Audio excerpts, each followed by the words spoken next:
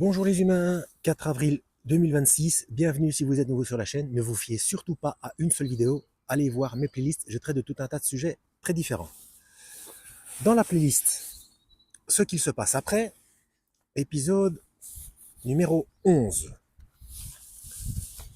Alors, bon il fait toujours gris, il fait toujours froid, par contre, je suis dans un espace vert, mais c'est déjà euh, rempli, bondé de moucherons, de moustiques, alors qu'il y a 4 degrés.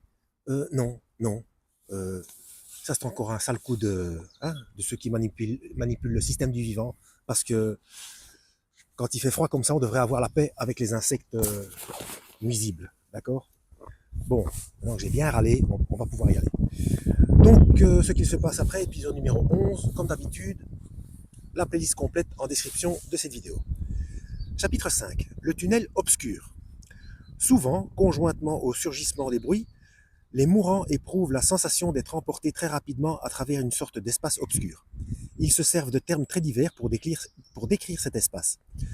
Je l'ai entendu nommer caverne, puits, cuve, enclos, tunnel, cheminée, vacuité, vide, cloaque, c'est pas très ragoûtant. Bon, vallée ou cylindre. Mais en dépit d'une terminologie différente, il est bien évident que ces vocables s'efforcent d'exprimer une réalité unique. Examinons deux témoignages dans lesquels domine le, entre guillemets, tunnel. Un petit peu, voilà. Donc je cite, cela m'arriva quand j'étais un petit garçon, j'avais 9 ans. Il y a de cela 27 ans, mais cela m'a tellement frappé que je ne l'ai jamais oublié. Un après-midi, je tombais soudain gravement malade et je fus vite dirigé vers l'hôpital le plus proche. Dès mon arrivée, on prit la décision de m'anesthésier. Pourquoi? Je n'en sais rien, j'étais trop jeune. En ce temps-là, on endormait à l'éther. On me l'administra en me mettant un linge sur le nez, et dès ce moment, d'après ce qu'on m'a raconté plus tard, mon cœur s'arrêta de battre. Je ne comprenais pas alors ce que c'était. Je ne comprenais pas alors que c'était cela qui se passait en moi, mais sur le moment, il m'est arrivé quelque chose de bizarre. Tout d'abord, je vais vous décrire exactement ce que j'ai ressenti.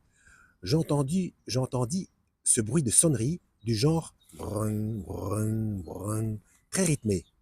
Après, me voilà comme entraîné dans ça va vous paraître dément, dans ce long couloir sombre. Quelque chose comme un égout, si vous voulez. Je ne peux pas vous le décrire. Toujours est-il que je m'enfonçais avec ce bruit continu, ce bruit de sonnerie.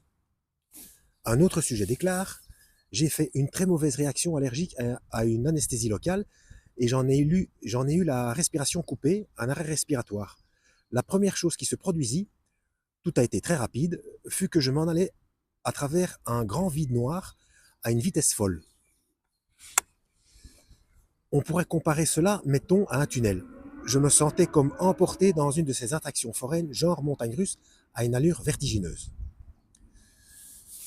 Bon, le cas suivant. Au cours d'une maladie grave, un homme parvint si près de la mort que ses pupilles se dilatèrent tandis que son corps devenait froid. Il raconte. Je me trouvais dans un espace vide, dans le noir complet. C'est difficile à expliquer, mais je sentais que je m'enfonçais dans ce vide, en pleine obscurité. J'avais pourtant toute ma conscience. C'était comme si on m'avait plongé dans un cylindre sans air, une impression de limbe. J'étais en même temps ici et ailleurs. Ah, sensation de... Comment est-ce qu'on appelle ça? Ça porte un nom. De pouvoir être à plusieurs endroits à la fois. On va pas perdre de temps, sinon je vais me retrouver dans les décalages de son. Ça va peut-être revenir dans le cours de la vidéo. Un homme qui mourut, entre guillemets, plusieurs fois à la suite de brûlures graves et de blessures consécutives à une chute parle ainsi.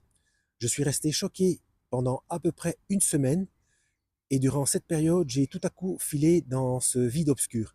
Il m'a semblé que je restais là pendant très longtemps, flottant ou tombant à travers l'espace. J'étais si absorbé par ce vide que je ne pensais plus à rien d'autre. Avant de passer par une expérience analogue qui eut lieu lorsqu'il était encore enfant, un homme avait souffert d'angoisse de l'obscurité. Pourtant, lorsqu'à la suite d'un accident de bicyclette cause de blessures internes, son cœur cessa de battre. Donc il raconte, J'eus la sensation de me déplacer le long d'une profonde et obscure vallée. Là c'est un petit peu, ça fait penser à la Bible ça, hein. Le psaume 22 je crois.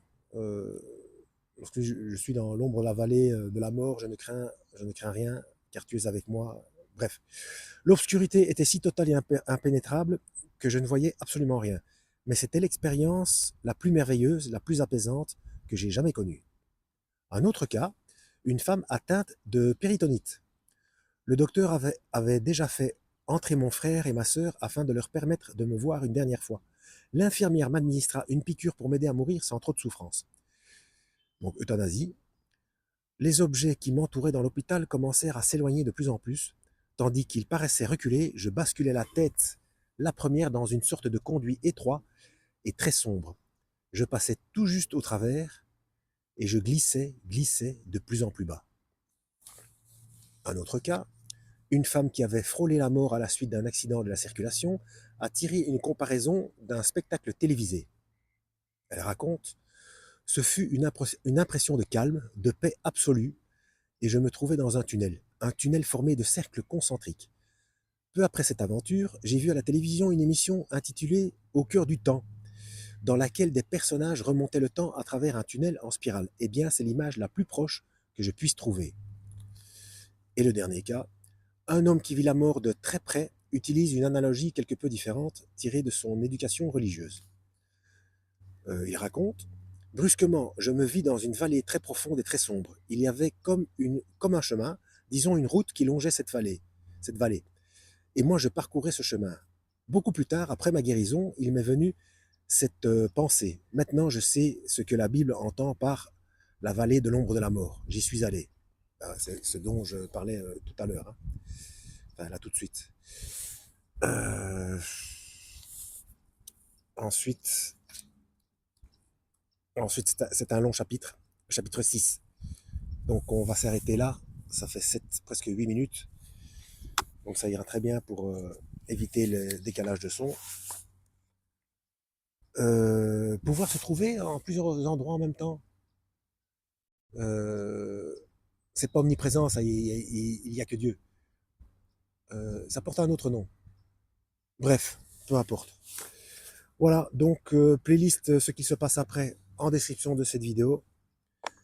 Et comme d'habitude, pour ceux qui ne le savent pas, le lien bleu qui se trouve parfois en description, il faut regarder cette vidéo, c'est important, jusqu'au bout. Elle est en anglais, mais il y a moyen de mettre les sous-titres en français. Donc il faut appuyer, pour ceux qui ne savent pas comment ça marche, il faut appuyer sur paramètres, c'est la petite roue dentelée, en haut à droite normalement. Une fenêtre s'ouvre, vous cliquez sur traduction automatique et là vous avez le choix des langues. Et malheureusement, chaque fois qu'il y a une publicité, il faut refaire le processus pour remettre les sous-titres. Voilà. En espérant avoir été utile, à la prochaine, lisez la Bible et que Yahweh vous guide.